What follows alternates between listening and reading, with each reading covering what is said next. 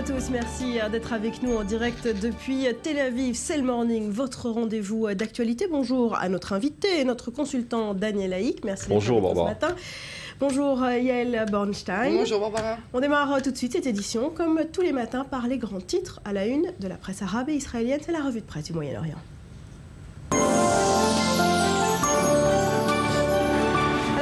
Le grand titre dans la presse israélienne ce matin, c'est ce drame de dernière minute dans l'affaire d'Ehud Olmert. Absolument Barbara, je crois que ce dossier n'en finira pas de nous surprendre. Contre toute attente, l'ancienne assistante d'Ehud Olmert vient non seulement de conclure un accord avec la justice, mais servira même de témoin dans la réouverture de l'enquête contre le Premier ministre Ehud Olmert, l'ancien Premier ministre, dans l'affaire à scandale Holyland. Alors, il faut tout de même préciser que Zaken a accepté une peine de 11 mois de prison pour avoir le droit de présenter ses enregistrements sur lesquels on entend clairement Ehud Olmert l'inciter à ne pas témoigner contre lui, notamment, mais pas seulement, dans le cadre de l'affaire Holyland. Et donc à la une de tous les journaux israéliens ce matin, une ribambelle de gros titres, d'encadrés, de photos et surtout beaucoup de caricatures. Et commençons par ma préférée, ce que j'ai appelé la valse royale du quotidien centriste Maariv. Cette énorme gifle qu'inflige aujourd'hui Zaken à Olmert, qui pensait avoir tourné cette page sur la saga judiciaire qu'il vivait depuis 2008, mais qui se retrouve en fait à la case départ. Et le quotidien de gauche Haaretz n'a pas non plus épargné l'ancien Premier ministre. Là aussi, vous le voyez, une caricature imposante en couverture de l'édition papier du journal. On y distingue Olmert angoissé, dépité, même au bord des larmes, derrière une Shula Zaken victorieuse d'avoir embarqué son ancien patron dans sa chute, comme elle l'avait saoulement promis par le passé. Et on termine par cette photo de couverture de grand journal, du journal à grand tirage, Yediot Acharonot, où l'on peut distinguer Zaken soulagé, près de ce que l'on pensait d'abord le mur occidental, mais qui est en fait un mur quelconque en pierre de Jérusalem. Daniel, il va finir derrière les barreaux et Ehud Olmert ?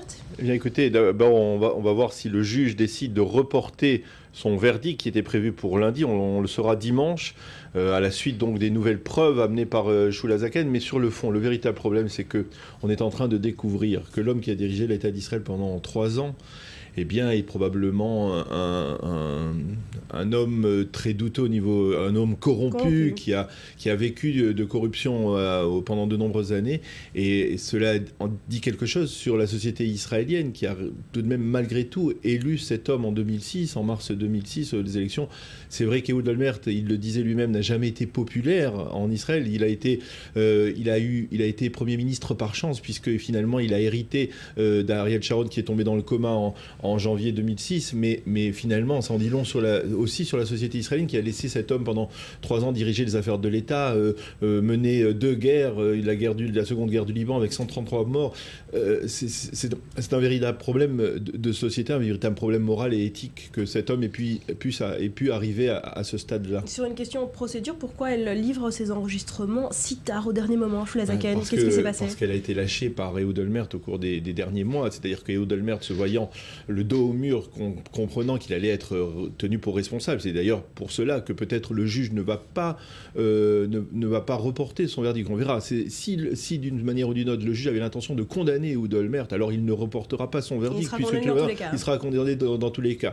S'il avait peut-être l'intention de l'acquitter au bénéfice du doute, alors effectivement les preuves amenées par Shula Zaken devraient lui permettre de modifier peut-être son verdict.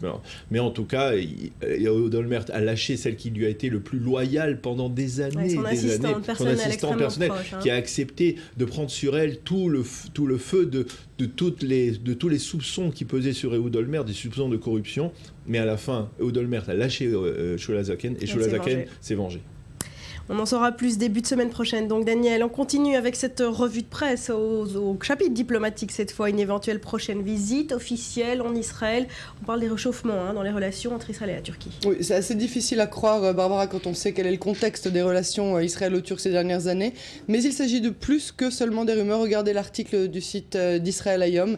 Le titre de l'article parle d'un très prochain retour au calme entre les 2 États. Selon des sources turques, un envoyé de Benjamin Netanyahou aurait rencontré le chef des renseignements turc à Ankara. Erdogan envisagerait donc une visite officielle juste après les toutes prochaines élections municipales. Et cette nouvelle est aussi reprise et confirmée dans le quotidien turc Today Zaman, qui rappelle que les relations entre les 2 pays avaient commencé à se dégrader à la suite de l'affaire de la flottille Marmara en mars 2010. La Turquie et Israël sont en train d'arriver à un accord de dédommagement, à la suite duquel Erdogan devrait donc venir fouler la Terre Sainte dans les semaines à venir, Barbara. Et Erdogan, en Turquie, c'est la star du jour. Dans les journaux, il s'en prend désormais à YouTube une semaine après s'en être pris à Twitter. Pas que dans les journaux israéliens, même dans les journaux vraiment du monde entier. Alors évidemment dans les journaux turcs, évidemment dans les journaux arabes, pan-arabes, comme on va le voir bientôt, et même dans les journaux israéliens, vous allez le voir, ils continuent de censurer la liberté d'expression et s'attaquent donc maintenant à YouTube. On a vraiment l'impression d'être revenu une semaine en arrière après l'annonce de l'interdiction donc de Twitter, une semaine seulement, jour pour jour, c'est maintenant YouTube.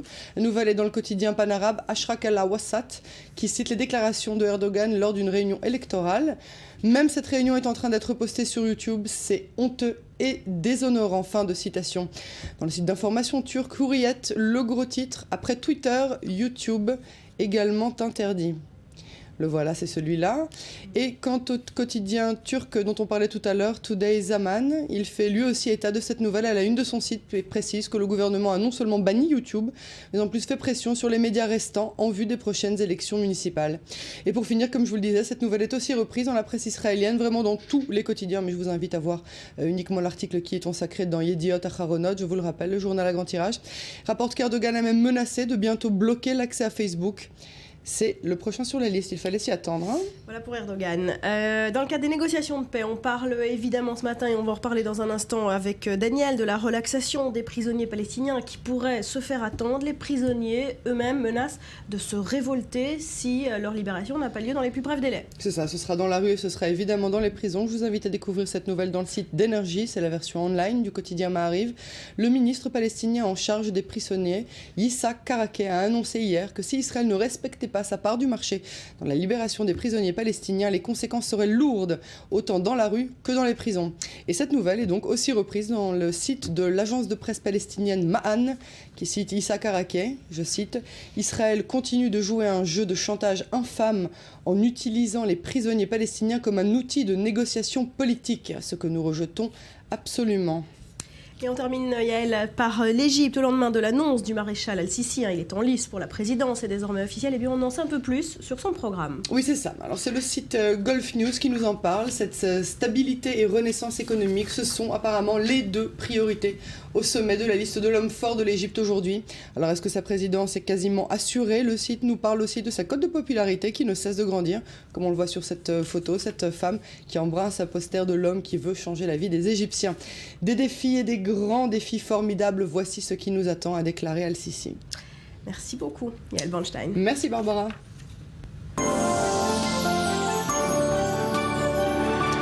Et nous sommes le vendredi 28 mars, vous êtes sur i24 News, voici les grands titres à la une de l'actualité. À 48 heures d'une libération de prisonniers palestiniens extrêmement attendue à Ramallah, le doute plane toujours sur sa mise en place. Côté israélien, on ne confirme rien. Les dirigeants palestiniens, eux, menacent de stopper net les négociations déjà chancelantes si la libération devait être annulée. Enfin, les prisonniers, on vient de l'évoquer eux-mêmes, ont annoncé une vague d'émeutes s'ils ne retrouvaient pas la liberté. Côté diplomatique, on pourrait être proche d'un réchauffement entre la Turquie et Israël. Des sources des deux pays révèlent qu'un accord de dédommagement aux familles des victimes du Mavi Marmara serait proche. Ces mêmes sources évoquent même une possible visite du Premier ministre Erdogan en Israël après les municipales dans son pays qui se tiennent, je vous le rappelle, ce dimanche.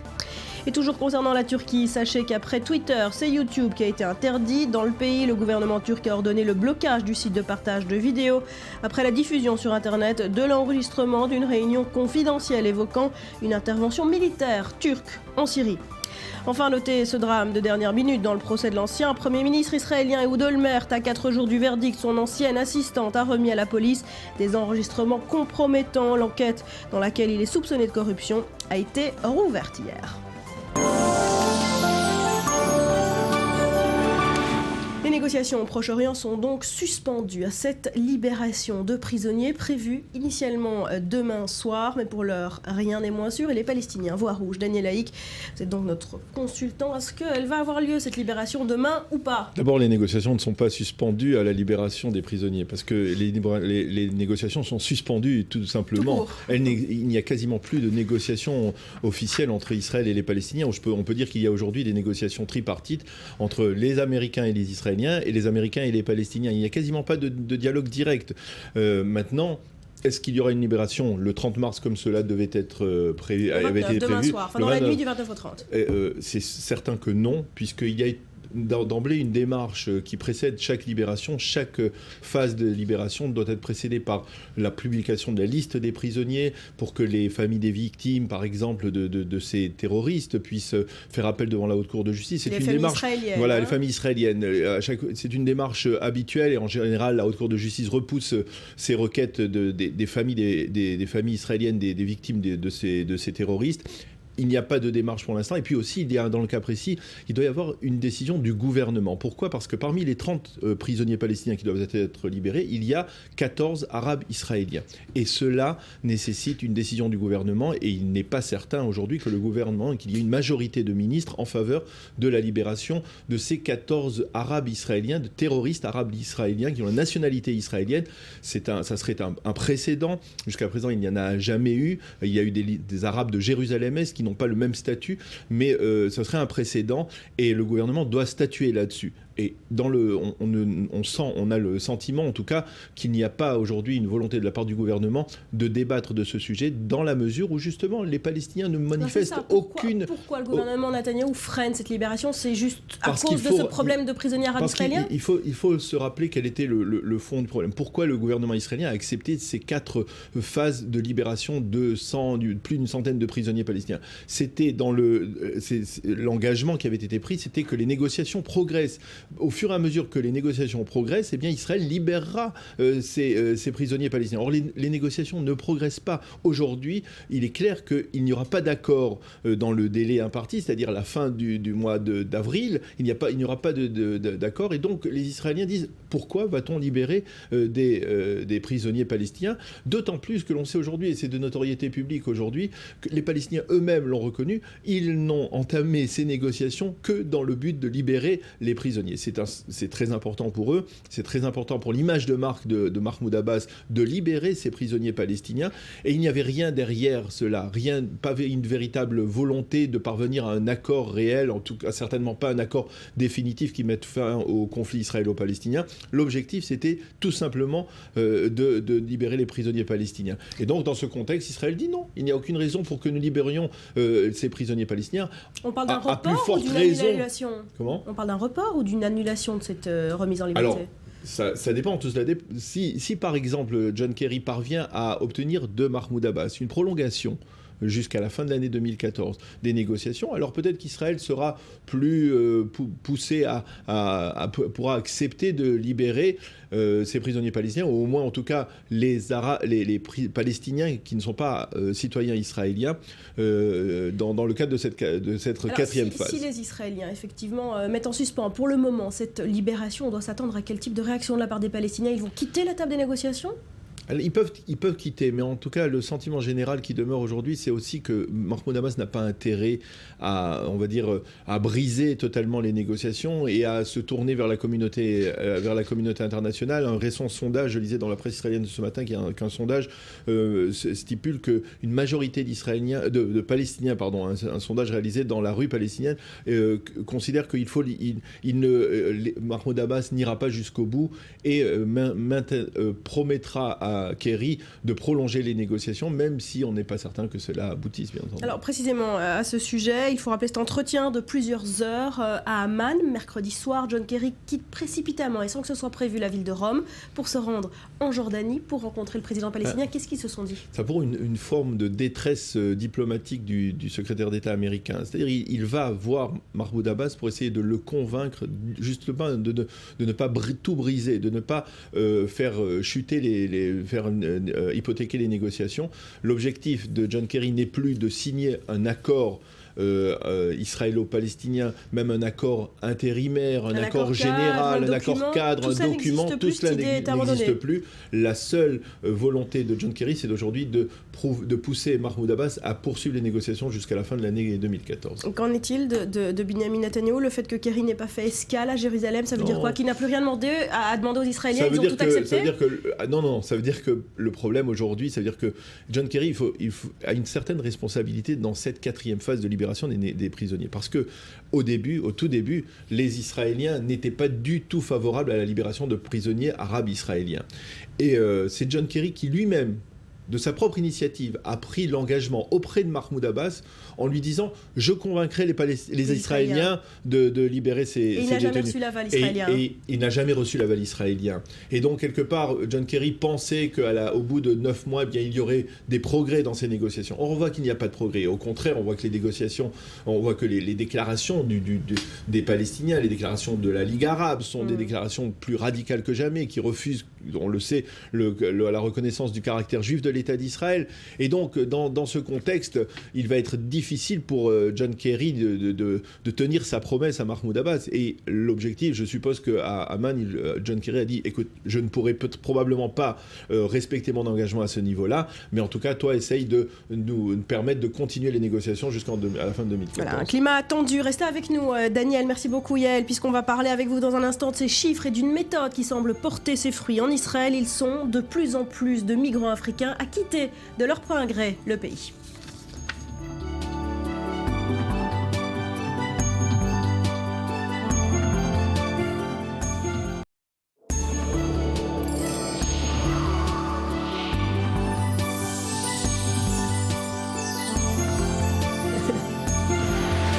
On est de retour sur le plateau du Morning. Merci d'être avec nous et on poursuit cette édition par l'actualité de la semaine, vue par Michel Kishka et ses dessins. Bonjour Michel. Bonjour Barbara. Merci d'être avec nous. Alors on démarre par les difficiles négociations de paix israélo-palestinienne. On en a parlé longuement avec Daniel en première partie. Alors cette 4e vague de libération de prisonniers se fait attendre et ça se passe plutôt mal. Oui, ça patauge dans la mélasse. Il n'y a pas une autre manière de le dire.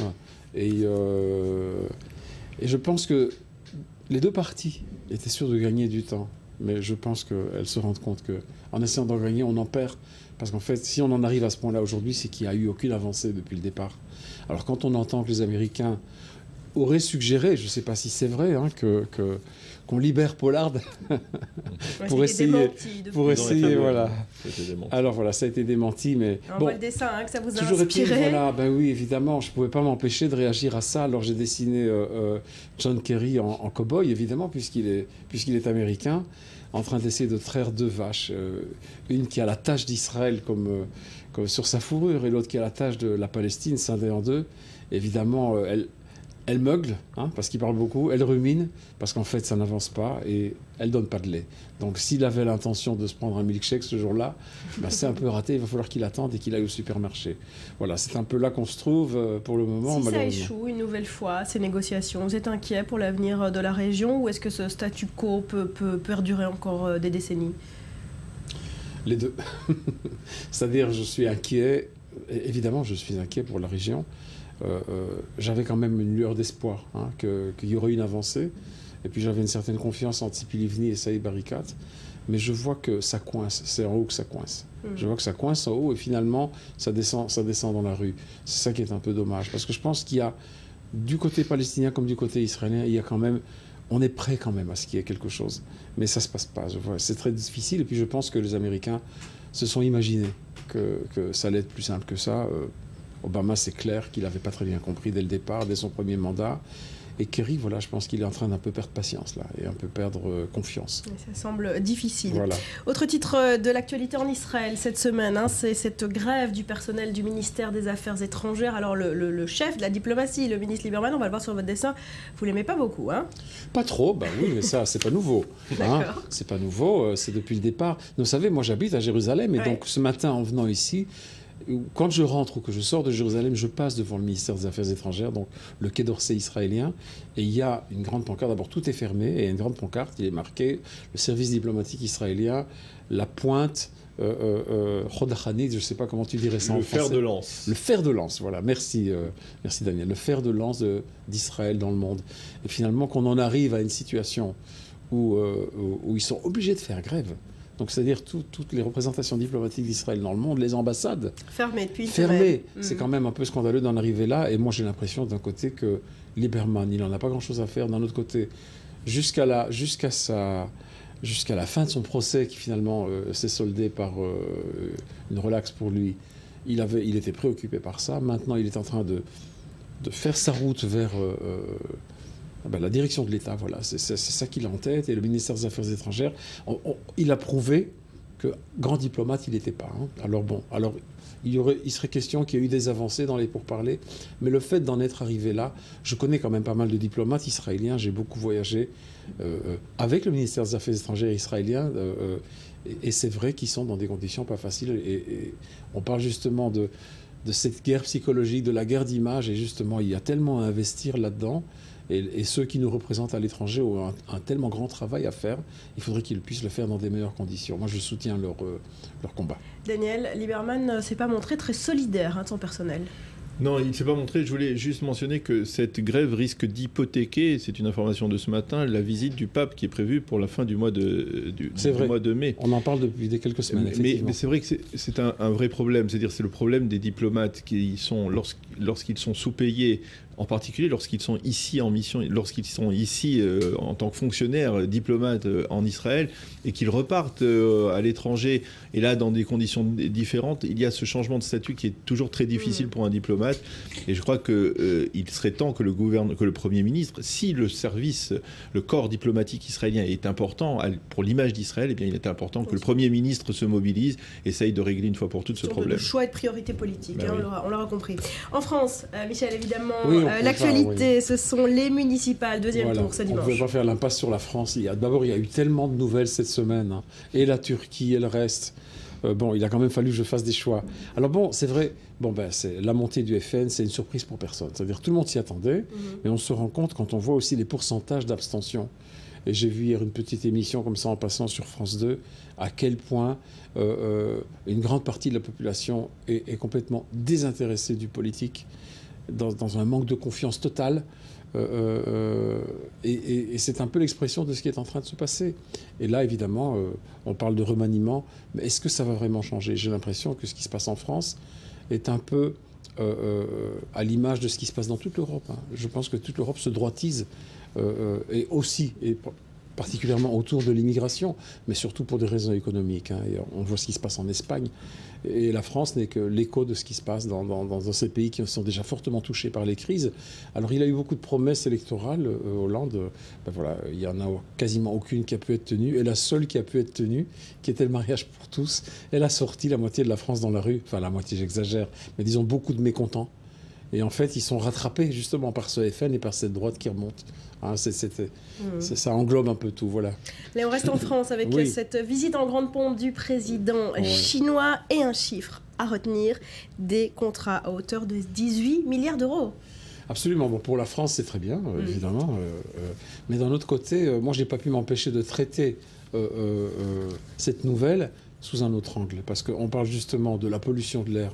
On a toujours eu des images de la pollution de l'air en Chine, mais c'est arrivé aussi en France. Et finalement, je les ai mis l'un avec l'autre sur fond de Paris, en disant « j'aime respirer le bon air de Paris ». Et Hollande lui répond « pour une fois qu'on est aussi performant que les Chinois ». Bon, alors voilà, c'est effectivement... c'est inquiétant, vous savez, des villes. Moi, j'ai un neveu qui vit en Chine. On ne peut pas respirer dans les grandes villes. Hein. C'est assez pénible. Alors quand ça arrive déjà en Europe, alors on a des questions à se poser. Parce que c'est vrai, 18 milliards, c'est très bien. Alors ça va faire tourner l'industrie. Ça va nous polluer un peu plus. Et finalement, on va se retrouver tous avec des masques. Avec des masques, jour et nuit. Dans le reste de l'actualité internationale, la crise ukrainienne, évidemment, continue de nous occuper cette semaine. Les sanctions contre Moscou et Poutine qui est exclu du prochain sommet du G8. Est-ce que vous pensez que ça l'agace, Poutine, ou finalement, ça lui passe à côté ? Écoutez, d'abord, Poutine sait très bien que le monde ne peut pas faire sans la Russie. On a beau parler de sanctions, mais finalement, il faut compter avec elle. Ce que je vois dans le journal de ce matin, c'est une nouvelle qui m'a fait sourire, c'est que suite à cette décision, alors il a supprimé les iPads de tout le gouvernement Poutine et il a mis des tablettes de Samsung à la place. Voilà, on est vraiment dans une cour d'école maternelle. C'est ça. Et c'est la seule chose que le monde peut faire contre Poutine. Et ce constat d'impuissance est quand même quelque chose d'assez extraordinaire. Bon, c'est vrai que je pense que les gens un peu informés s'en doutaient, mais voilà, là, maintenant c'est très flagrant. Et on finit avec un événement qui va nous faire plaisir à tous les deux. Michel, voilà. Ça se passe en Israël et c'est un hommage rendu à la Belgique la semaine prochaine. La Belgique est à l'honneur et c'est à 2-3 km au nord du studio où nous nous trouvons. C'est dans le port de Tel Aviv. Nous, on est dans le port de Jaffa, qui est la même ville. Et il y a le festival culinaire belge. Alors, j'y étais hier. On l'attendait. Alors, voilà, c'était comment ? Ah ben c'était très mignon, il y avait beaucoup de chocolat. Mais les Israéliens aussi ont appris à faire du chocolat. Quand même, la Belgique a fait école. La bière belge se boit dans les pubs israéliens depuis des années. Mais c'est joli, c'est une fête. Et moi, j'ai trouvé que justement, ce port de Tel Aviv, où il y a quand même pas mal de francophones qui se baladent, il faisait un peu penser à Knock le Zout. Alors voilà, donc ils sont là avec leurs frites, leurs gaufres et leurs bières. Lundi, on se croirait à Knock et elle lui répond le vent du Nord en moins, parce que c'est vrai qu'il y a quand même des petites différences. Vous avez vu que derrière, il y a Milou avec un os cacher. Évidemment, avec un os cacher. Oui, on a tout ensemble. Israël et la Belgique, Knock le Zout dans le port de Tel Aviv. C'est pas tous les jours qu'on peut faire un hommage à ce petit royaume d'où nous venons. Merci beaucoup, Michel. Restez avec nous.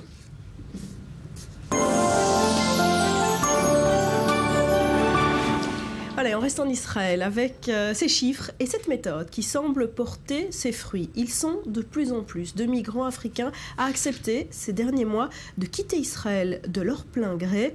À la clé, plusieurs milliers de dollars. Les explications de Betsabe Salem, on en parle juste après. La vague de départ des migrants africains ne serait qu'un début. Les prochains mois en promettent des milliers d'autres. Le gouvernement israélien, qui s'en félicite, en est d'autant plus convaincu qu'une aide de 3 500 $ est attribuée à ceux qui veulent bien quitter le pays. Des migrants qui, pour la plupart, viennent des villes, dit-on. Une façon de mettre à mal l'argument de l'opposition selon qui le gouvernement tente de faire pression sur les migrants retenus dans les centres de détention. Ainsi, le ministre de l'Intérieur avance que seuls 4% d'entre eux viennent de ces centres, des départs qui seraient donc totalement volontaires. Autre justification, ces migrants ne sont pas des demandeurs d'asile puisqu'ils sont venus pour des raisons économiques, soit pour trouver du travail, et qui sont donc repartis quand ils ont compris qu'elles n'en auraient bientôt plus. Enfin, seule une poignée des 10 migrants ne s'envolent vers des pays tiers, selon le ministre de l'Intérieur israélien. Il refuse ainsi les accusations selon lesquelles Israël pousserait des migrants à partir pour l'Ouganda, ne sachant que faire des 50 000 immigrés clandestins qui se trouvent sur son sol. Alors Daniel, vous êtes avec nous pour en parler. Est-ce que ces réfugiés qui repartent le font vraiment de leur plein gré ? Ah oui, ils le font de leur plein gré, c'est-à-dire ils sont encouragés par cette allocation substantielle de 3 500 $. Et comme c'est mentionné dans le sujet, finalement, ils repartent pas obligatoirement vers une terre d'asile en Afrique, comme l'Ouganda, qui a été un pays qui a accepté, d'un commun accord avec les Israéliens, d'accueillir une partie de cette population, mais ils reviennent soit en Érythrée, soit au Soudan. Chez eux. C'est-à-dire que cela confirme en fait ce que l'on affirmait au sein des autorités israéliennes, c'est que finalement ce ne sont que des demandeurs d'emploi, ce ne sont que des infiltrés qui souhaitaient... Début de cette crise pour rester en Israël, de réfugiés politiques, et que s'ils rentraient chez eux, ils seraient menacés de mort. Voilà. Et là, on voit que finalement, ce n'est plus vrai. C'est-à-dire, il y a une partie importante de ces infiltrés qui repartent de leur plein gré vers leur pays après avoir récupéré donc 3 500 $ qui peuvent les aider à, dirons-nous, reprendre, entamer une nouvelle vie dans leur pays. Est-ce que ces chiffres sont aussi liés aux conditions de détention dans ce centre de Cholot qu'ils ont dénoncé et qu'ils ne supportent pas vivre comme ça ? Oui et non. C'est-à-dire il y a moitié de ceux qui sont partis au cours des 3 derniers mois, c'est-à-dire environ 4000 personnes, c'est-à-dire 4000 personnes au cours des 3 derniers mois, avec une pointe en février de plus de 1750. Moitié viennent justement de ce centre de Cholot et moitié sont des infiltrés qui vivaient dans le reste du pays, en particulier pas loin de chez nous, dans le sud de Tel Aviv. Est-ce qu'on peut dire que c'est un succès pour le gouvernement israélien, cette méthode et ces chiffres ? C'est tout quoi la preuve que l'on peut essayer de résoudre ce problème social qui, on peut dire, a empoisonné la vie d'une partie de la population du sud de Tel Aviv, la population de souche de Tel Aviv ces dernières années.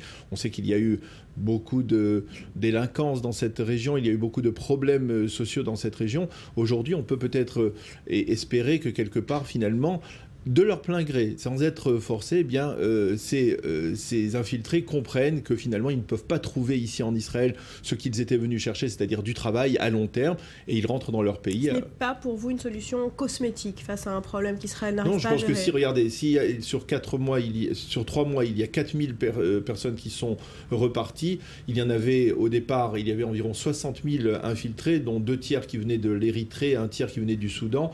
si cette tendance se poursuit, eh bien, dans 2-3 ans, on a d'une certaine manière réglé ce problème. Et ceux qui sont véritablement en danger, eh bien, il faut qu'ils proposent, qu'ils soumettent une demande d'asile. Et là, peut-être que là, plus facilement, on pourra accepter ce genre de demande. Vous pensez quoi de cette méthode, Michel ? C'est une espèce de soupape en attendant justement que se mette en place ce processus de vérification de ces demandes d'asile.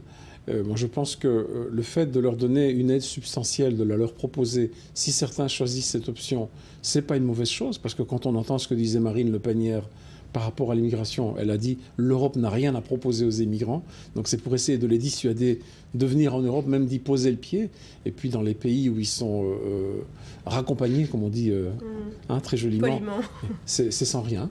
Donc au moins, face à un problème grandissant en Israël, ça donne une certaine lueur d'humanisme dans la manière dont on s'occupe des choses. Mais d'un autre côté, il faut s'occuper aussi de ceux qui véritablement sont des réfugiés politiques, risquent de se retrouver condamnés à mort dans les pays. Précisément, est-ce que ce processus de demande d'asile au cas par cas, il existe en Israël, il fonctionne? Parce que c'est ce que disaient ces réfugiés, que leurs cas ne sont pas étudiés. Il ne fonctionne pas. Il n'a pas fonctionné au cours des 2 dernières années. C'est-à-dire que le gouvernement, dans ses tentatives de chercher une solution, a d'abord dressé cette fameuse barrière le long de la frontière israélo-égyptienne et ensuite a créé ce centre d'accueil, on peut dire, ou ce centre de rétention, on va dire. Joliment. Voilà. À Ktsiot, là-bas à Cholot. Mais finalement, sur le fond du problème, et c'est ce que déploraient les associations d'aide humanitaire, eh bien, le gouvernement n'a pas véritablement assis ceux qui étaient sérieux dans leur demande d'asile pour étudier leur cas au cas par cas. Et là, il aurait fallu que le gouvernement dépêche pour cela des dizaines et des dizaines de fonctionnaires spécialement formés à cet effet. Il ne l'a pas fait. Aujourd'hui, on peut peut-être faire la distinction entre ceux qui étaient véritablement sérieux et ceux qui sont venus uniquement pour des raisons économiques et financières. Là, on revient au problème de base qui est la bureaucratie. Oui. Il ne faut pas que ce soit la bureaucratie qui finalement les achève. Et justement, la bonne volonté de l'État d'Israël doit justement être mise dans cette bureaucratie qui doit s'accélérer et aider ceux qui ont besoin d'aide. Merci à tous les deux, Michel et Daniel, d'avoir été avec nous ce matin. À suivre, on parlera d'une entreprise israélienne qui connaît un grand succès au Kenya. Vous saurez pourquoi, après un nouveau journal.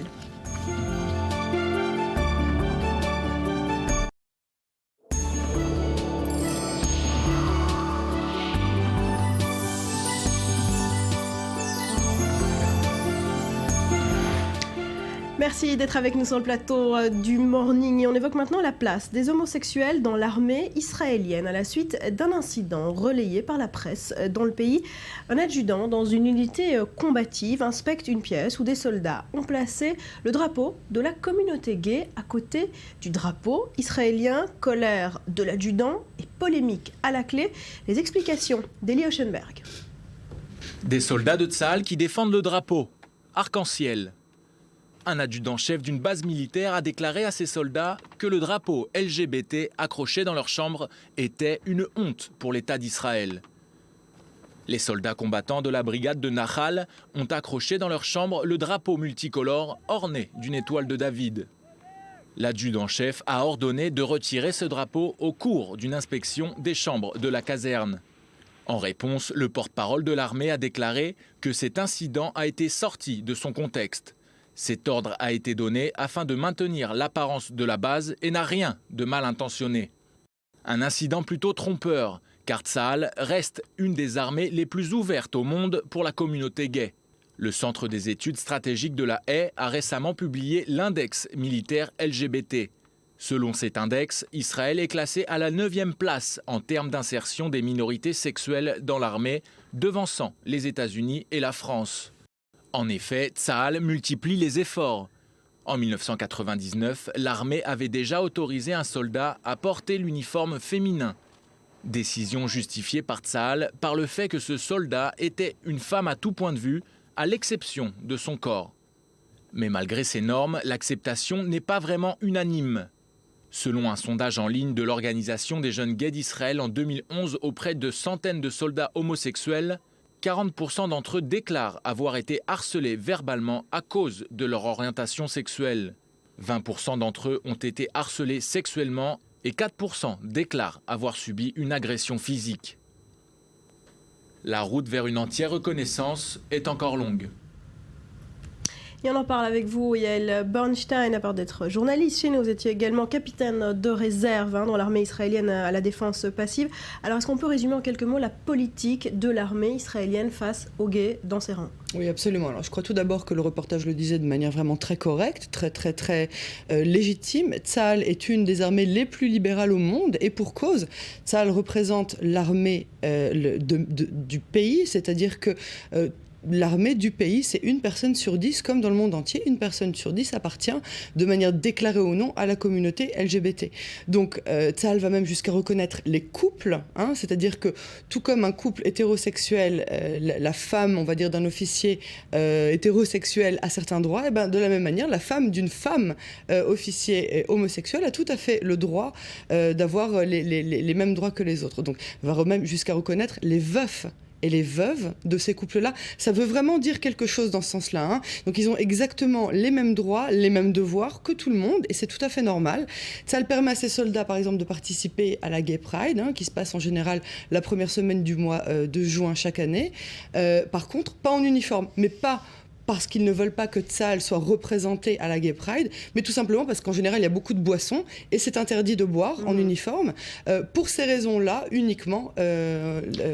Il n'y a donc rien à comparer avec la situation qui avait lieu aux États-Unis jusqu'à il y a quelques mois. La fameuse politique du Don't Ask, Don't Tell ne demandait pas, n'en parle pas, ça n'a rien à voir. Non, ça n'a rien à voir et je trouve ça à la limite outrageant que les États-Unis, qui est le pays soi-disant libéral par excellence, n'aient changé cette politique que tellement tard dans son histoire. Je ne sais pas si vous réalisez qu'en Israël, toutes ces choses-là sont depuis des années et des années absolument entérinées. Alors, si on examine ce qui s'est passé récemment en Israël, ça s'est passé dans une unité combattante.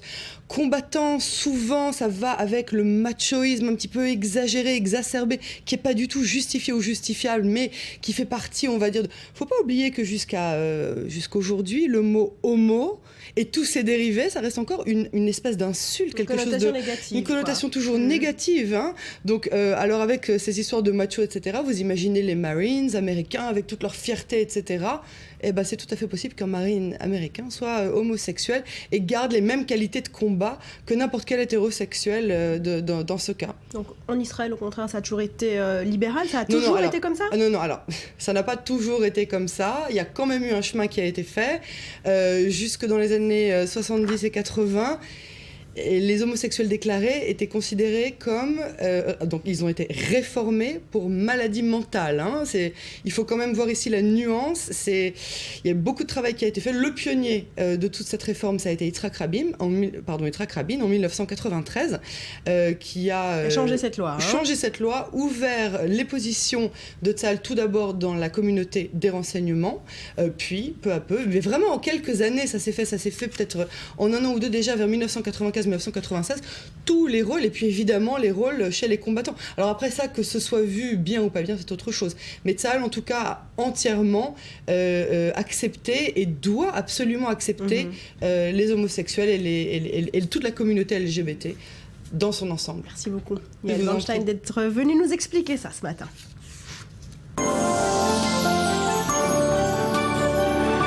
Et nous sommes le vendredi 28 mars, voici les grands titres à la une de l'actualité. À 48 heures d'une libération de prisonniers palestiniens extrêmement attendus à Ramallah. Le doute plane toujours sur sa mise en place. Côté israélien, on ne confirme rien.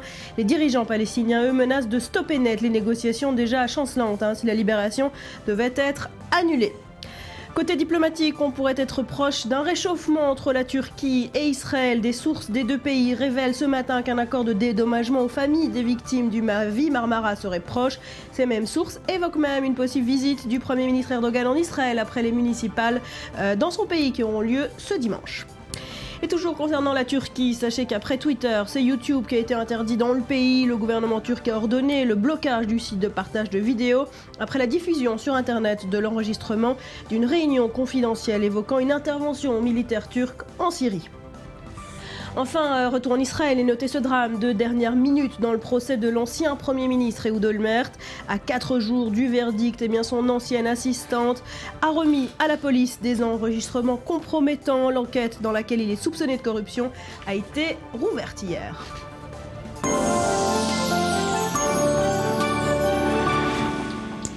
on ouvre une large page africaine. Dans le Morning, comme tous les vendredis, on commence par ce reportage sur l'art africain, plus exactement l'Ouest africain, qui connaît un engouement ces derniers mois. Les explications d'Avri Rosensby avec Sandy Fortis. Après avoir rencontré un grand succès en 2013, l'art Arbou est de retour à Londres. La deuxième édition de Transcending Boundaries, comprenez Au-delà des frontières, a pour objectif de développer l'art d'Afrique de l'Ouest sur le marché occidental. Je leur ai dit ok, tentons le coup, allons-y doucement et voyons ce que ça donne. Mais ça a explosé.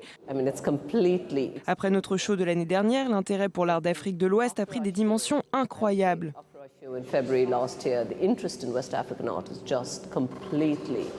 Le prix des œuvres exposées va de 5 000 à 50 000 $. Lors de la première édition, elles ont quasiment toutes été vendues. Une exposition qui s'inscrit dans la tendance récente d'amener l'art contemporain africain vers les pays de l'Ouest et de permettre ainsi de découvrir une nouvelle sorte d'artiste. Ça se répand comme le feu. Vous savez, on voit aussi le même phénomène se produire avec des artistes venant d'Inde ou de Chine. Ils intéressent eux aussi de plus en plus le marché de l'art occidental. Cette exposition offre une plateforme à différentes sortes d'artistes africains. Jusqu'ici, nous avons principalement eu ce qu'on appelle l'art primitif. C'est surtout ce genre d'art qui a été promu depuis l'Afrique. Mais en réalité, il y a également beaucoup d'artistes contemporains qui font ce que vous voyez ici.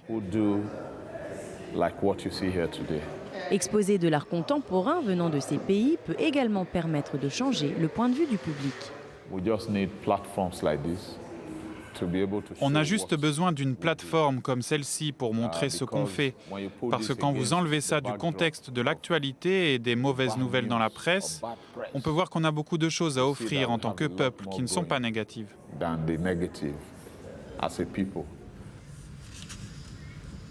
Voilà, et l'Afrique, encore et toujours à l'honneur avec vous, Laura Duhamel, bonjour. Bonjour. Alors, on parle cette semaine d'une entreprise israélienne qui connaît un grand succès au Kenya. Il s'agit d'agronomie israélienne.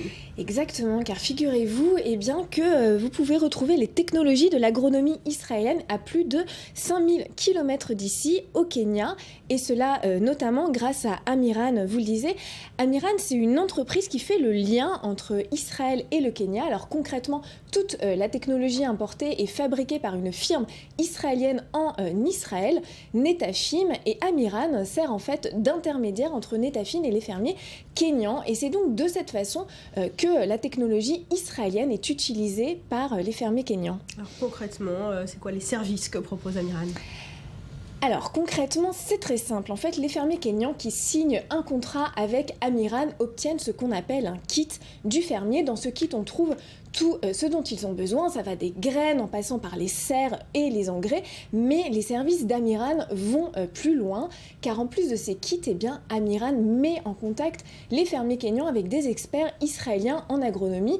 Et le but, évidemment, c'est de leur apporter un savoir-faire moderne. Car Barbara, le vrai problème des fermiers kenyans, ce n'est pas le manque d'eau. Non, le vrai problème, c'est la dépendance, l'habitude à des méthodes traditionnelles et inefficaces d'agriculture. Et ce kit du fermier qui est fourni par Amiran, c'est un concept qui révolutionne cette agriculture traditionnelle. Regardez justement ce qu'il en est.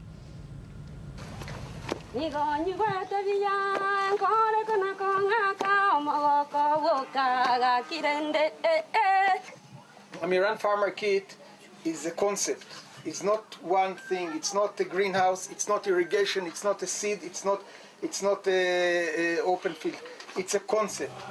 Working with thousands of Amiran farmers who have adopted the AFK, Amiran's goal is clear. The farmers must succeed. Don't cut corners. If you want to succeed, don't cut corners. Behind every Amiran farmer's kit, there is a story, a face, a person or group of people who have been empowered and whose lives have been changed dramatically by what they have learned. Alors justement, quelles sont les nouvelles technologies qui sont importées ? Alors elles sont très nombreuses. Un exemple, l'irrigation au goutte à goutte. Alors c'est un système dans lequel l'eau sort lentement par de minuscules trous percer dans les tuyaux, évitant ainsi la perte d'eau par évaporation. Alors dit comme ça, évidemment, ça paraît très simple, mais le fait est qu'il fallait y penser. C'est une grande fierté israélienne. Et vous en conviendrez, en Israël comme en Afrique, eh bien, ce système d'irrigation a des avantages considérables. Évidemment, on n'a pas beaucoup d'eau, alors on la préserve. Exactement. Alors, parmi ces kits, il faut noter que 4% sont biologiques. Ça veut dire quoi ? Alors, Amiran propose des kits biologiques du fermier à un coût légèrement plus élevé que les autres kits, car évidemment, Amiran est comme n'importe quelle autre entreprise. Le but, c'est le profit, pas la charité. Et comme le bio, ça coûte cher, la compagnie n'en vend pas beaucoup et continue à se consacrer aux méthodes traditionnelles d'agriculture, comme les engrais chimiques ou les pesticides. Ça coûte combien un kit comme ça ? Alors un kit comme ça coûte $3 300 et ça permet de cultiver une surface de 500 mètres carrés. Amiran a déjà vendu 7500 kits depuis 2009 et selon eux, environ 75% des acheteurs kenyans rencontrent le succès attendu.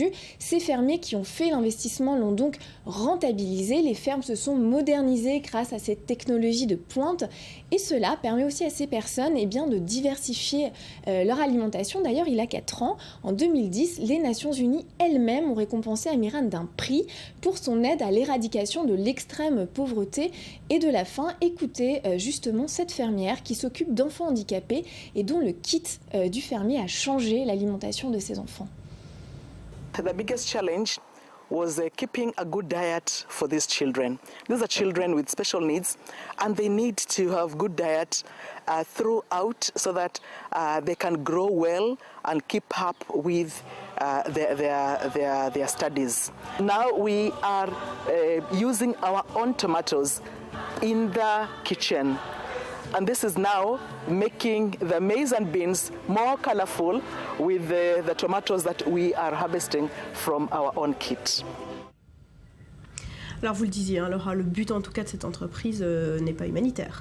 Pas du tout, on ne le répétera jamais assez aujourd'hui. C'est pas une honte non plus, c'est le business quoi. Bah non, mais c'est tout à fait normal en fait. Et d'ailleurs c'est beaucoup mieux, c'est une façon de présenter l'Afrique différemment. Et aujourd'hui l'Afrique c'est un marché clé, c'est un véritable moteur de croissance. Pour Netafim par exemple, cette firme israélienne dont je vous parlais au début qui fournit à Amiran le matériel de pointe, les ventes africaines des tuyaux représentent chez Netafim 100 des 800 millions de dollars de ventes totales. Donc eux aussi sont rentables. Et d'ailleurs pour conclure, sachez qu'Amiran et Netafim ne sont pas les seules compagnies israéliennes à percevoir des opportunités en Afrique. Il y en a beaucoup d'autres. Affaire à suivre. Dans quel domaine ? Dans tous les domaines, mais surtout en agronomie en fait. C'est vrai qu'on connaît Israël pour être un pays vraiment à la pointe dans les technologies en matière d'agriculture. Et ça s'exporte très bien en Afrique, surtout en Afrique de l'Est, où ils ont des liens très forts, et notamment avec le Kenya d'ailleurs. Israël implanté en Afrique. Merci beaucoup Laura d'être venue nous en parler. Merci beaucoup Yael. À la semaine prochaine à suivre dans le Morning. On parle de ce phénomène, ça s'appelle le FOMO et ça vous concerne peut-être directement. Ça s'appelle Fear of Missing Out, la peur de rater quelque chose, une info, un événement, un nouveau lieu branché. C'est dans l'air du temps, c'est comme ça. Toutes les explications après un nouveau journal. Restez avec nous.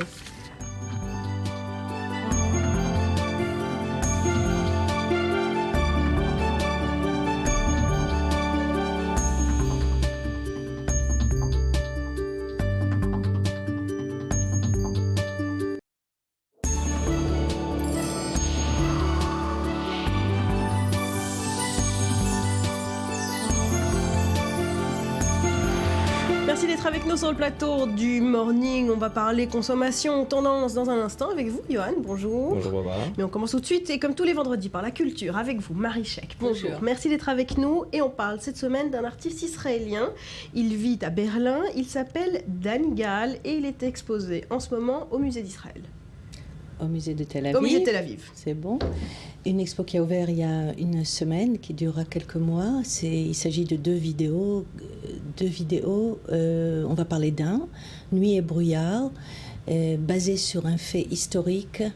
Nuit et brouillard, c'est une sorte de synonyme à l'Allemagne. Et Goethe a prôné dans ça, Wagner aussi. Nuit et brouillard, c'était romantique, c'était à l'époque où on rêvait encore qu'on vivait dans un beau monde. Et en 1941, Adolf Hitler prend ces 2 mots, décide de passer en décembre, le 7 décembre 1941, il décide d'appeler cette nuit la nuit de Nuit et Brouillard, où il va assassiner tous les gens qui s'en prennent à ses troupes militaires. Donc ça devient encore une fois une sorte de nuit mythologique, historique, horrible. Basé sur ces faits, Danny Gall, qui est un jeune artiste israélien qui vit à Berlin, dont les faits historiques construisent ses travaux, c'est la base, après ça devient des vrais films, et crée une vidéo qui est vraiment extraordinaire, où on va filmer un moment très secret de l'État d'Israël, un moment très secret de la vie d'Adolf Eichmann. Nous voyons ici même une image où Adolf Eichmann a été assassiné en 62, a été tué, incarciné en 62, et après on a mis ses cendres dans une boîte à lait, dans une bouteille à lait, et très très très secrètement on a amené ces cendres sur un bateau. 6 officiers ont pris ces cendres et sont allés jeter à l'ex-territorial, à 6 miles d'Israël, pour ne pas qu'aucun pays dise il est enterré chez nous. Donc en dehors des eaux territoriales, après avoir été incinérés, ces cendres sont jetées dans des eaux internationales. C'est ça. Par des officiers israéliens. Par des officiers. Mais un des officiers est devenu officier, mais il était survivant des camps. Et il a voulu participer lui-même. Et c'est le seul moment où vraiment les Israéliens ou les Juifs prennent pouvoir. Voilà, vous voyez, c'est ici qu'il y a les cendres. Ça a l'air tout à fait commun, un objet. C'est pas du tout une jarre de lait. Une jarre de lait, oui. À l'époque d'Israël, d'ailleurs, on ne buvait le lait que comme ça. On nous l'amenait à la maison. Et donc, cet officier-là qui était dans les camps, on parle de Mauthausen et Auschwitz, s'est engagé à l'armée pour participer, pour être sûr que cette mémoire horrible a disparu. Donc Danny Gall retrace l'histoire avec une force extraordinaire, des images d'ombre et de lumière. J'aurais vraiment aimé qu'on voit un extrait du film. Allez, on y va. On est prêt pour Nuit et Brouillard, qui a été fait en 2011. Et voilà. Voilà, c'est signé Danny Gall, on regarde.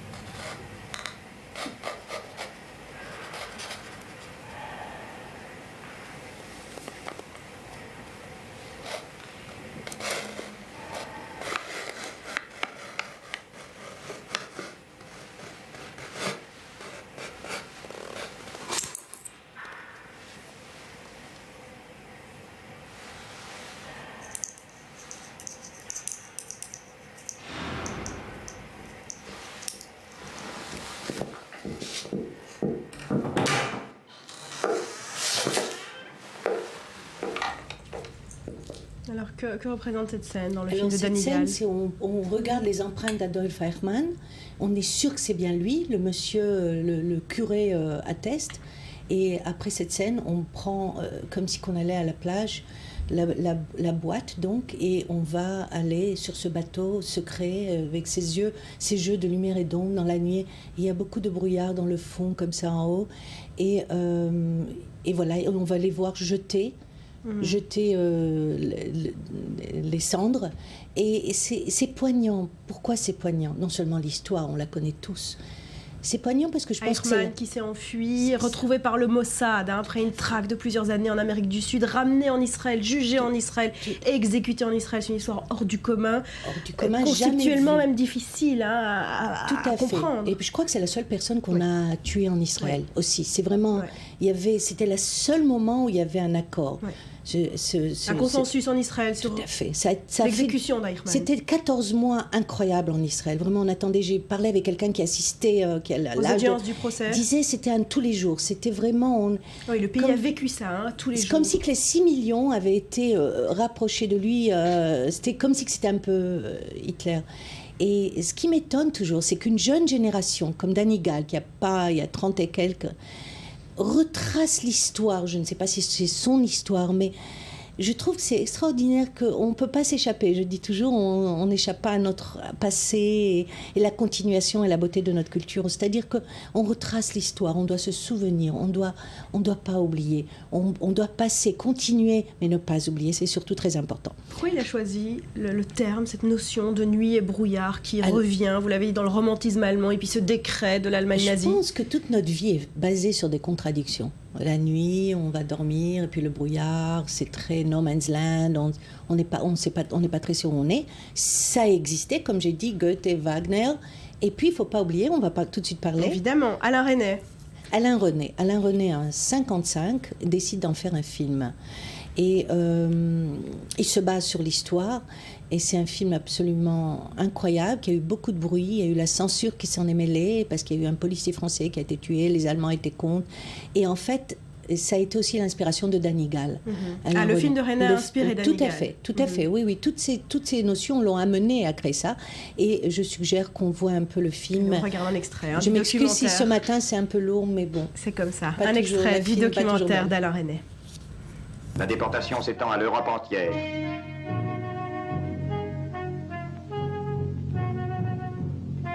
Les convois s'égarent, stoppent, repartent, sont bombardés, arrivent enfin. Pour certains, la sélection est déjà faite. Pour les autres, on trie tout de suite. Ceux de gauche iront travailler, ceux de droite. Ces images sont prises quelques instants avant une extermination.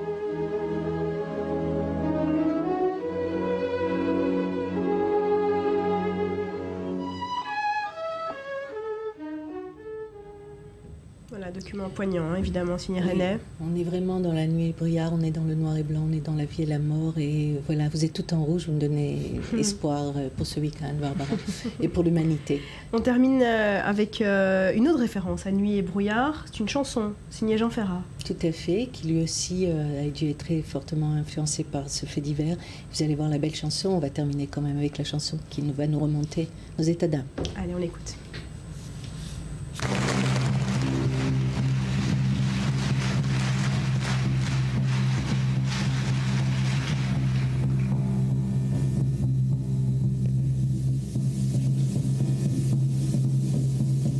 Ils étaient 20 et 100, ils étaient des milliers, nous maigres tremblants en ces wagons plombés, qui déchiraient la nuit de leurs ongles battants. Ils étaient des milliers, ils étaient 20 et 100. Ils se croyaient des hommes, n'étaient plus que des nombres. Depuis longtemps leurs dés avaient été jetés. Dès que la main retombe, il ne reste qu'une ombre. Ils ne devaient jamais plus revoir un été.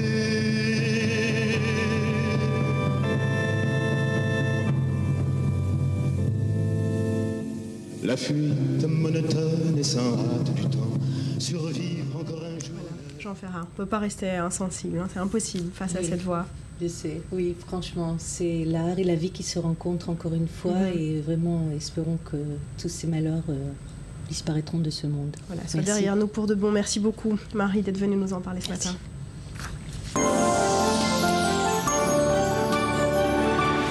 Toujours compliqué de passer à autre chose après des sujets comme ça, mais c'est la vie. Retour en Israël, on parle, vous allez voir, ça n'a rien à voir, de cheveux frisés avec cette initiative pour le moins ébouriffante. Ça se passe sur Internet. Un groupe de femmes se bat pour récupérer un produit qui avait été retiré du marché. Et ce produit, il sert à embellir leur boucle. Attention, c'est très important. Le récit de Michal Davon avec Sandy Fortis. Les cheveux sont considérés comme l'un des attributs majeurs de la femme, et ce à travers le monde. Ils sont perçus comme un puissant indicateur de notre personnalité. Les boucles font vraiment partie de ma personnalité. Sans les boucles, je ne suis pas moi-même. L'importance de la chevelure n'a rien de nouveau, elle remonte au temps biblique. On retrouve notamment le mot « cheveux » à 49 reprises dans la Bible hébraïque. La longueur et le style varient évidemment selon la culture. Au Moyen-Orient par exemple, et tout particulièrement en Israël, les femmes ont généralement les cheveux longs et souvent ils sont épais et bouclés. Les salons de coiffures israéliens sont spécialisés en cheveux bouclés. Des lignes complètes de produits sont consacrées à perfectionner et embellir ces chevelures de tigresse.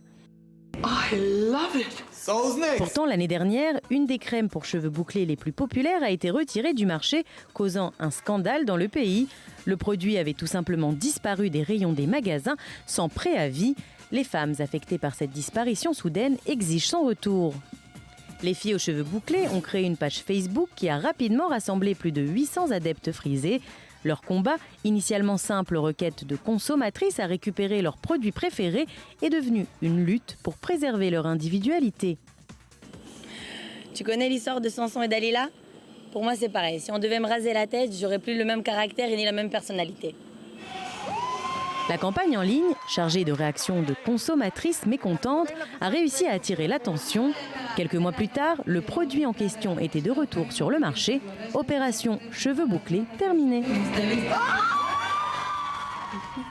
Voilà, pour l'opération cheveux bouclés, bonjour Johan Waki. On parle de consommation et tendance avec un phénomène qui caractérise bien notre société. Ça s'appelle le FOMO. Exactement, alors le FOMO, F-O-M-O pour Fear of Missing Out, littéralement la peur de manquer quelque chose, la peur de rater quelque chose. Qu'est-ce que vous faites ce soir ? Est-ce que vous préférez aller à un vernissage ? Est-ce que vous préférez aller à l'anniversaire de votre ami ou encore boire un verre entre collègues ? Le dilemme n'est pas nouveau, mais la question du dilemme s'est sérieusement aggravée depuis l'avènement des réseaux sociaux.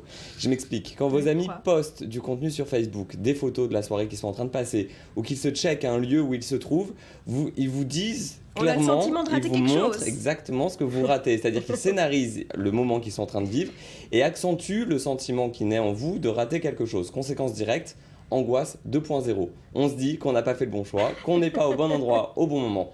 La différence avec avant, c'est qu'avant, on n'était pas au courant de ce qu'on ratait. C'est-à-dire que globalement, on savait... On ratait, mais on savait pas. On savait qu'on avait refusé une invitation, qu'on avait choisi telle ou telle option. Aujourd'hui, on voit ce qu'on a raté, puis on le voit, encore une fois, de façon scénarisée. C'est-à-dire que c'est mis en scène, les belles photos, les selfies, qui sont maintenant... idéalisées même. Voilà, exactement. Est-ce que ça touche tout le monde ?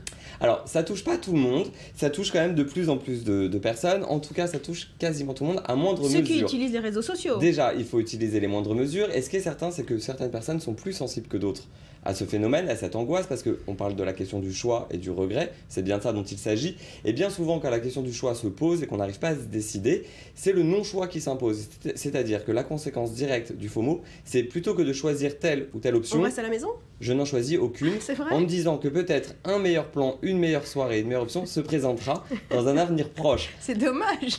Exactement. Et alors, deuxième conséquence du FOMO, c'est l'impact que ce phénomène a sur la sphère professionnelle. C'est-à-dire Twitter, Facebook, et c'est pas une journaliste que je vais l'apprendre, sont devenus des sources d'informations très importantes. Et on a envie de se connecter et de rester connecté indéfiniment pour trouver de plus en plus d'informations et de se dire qu'on ne va pas rater l'information majeure.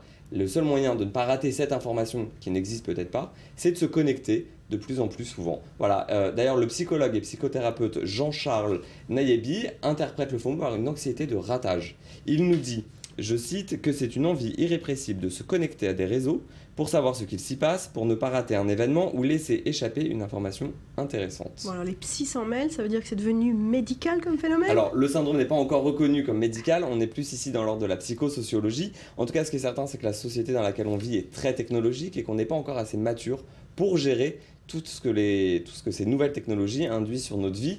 Donc source de stress, on ne sait pas comment exploiter toutes ces informations, on parle d'info-obésité, de mal-info, voilà, provoque ce genre de symptômes. D'ailleurs, pour revenir sur ce qui a pu se passer en Israël au niveau du FOMO, Coca-Cola, une marque qui a très bien réussi à exploiter ce phénomène auprès de ses consommateurs, ça se passe à Tel Aviv, été dernier, donc 2013, lors de la soirée événement annuel de Coca-Cola. Je vous laisse regarder ces quelques images. Coca-Cola's Summer Love is the annual summer event for Israeli teenagers. A once-in-a-lifetime experience. Unfortunately, not everyone can join the fun. So how do we bring this amazing experience to those who can't physically be there? Coca-Cola presents The Social Robot. robot that allows teenagers to be part of the summer camp. C'est un robot en fait qui va à notre place à la soirée. Exactement, c'est un robot qui va nous place à la soirée. Ça fait très peur parce qu'en partant de ce principe, on peut imaginer un tas de situations où les robots prendraient notre place dans la vraie vie. On le contrôle à distance, ils peuvent se rencontrer, vivre notre vie à notre place. On doit s'arrêter là. Merci beaucoup à tous les deux. Merci à vous. Passez un bon week-end.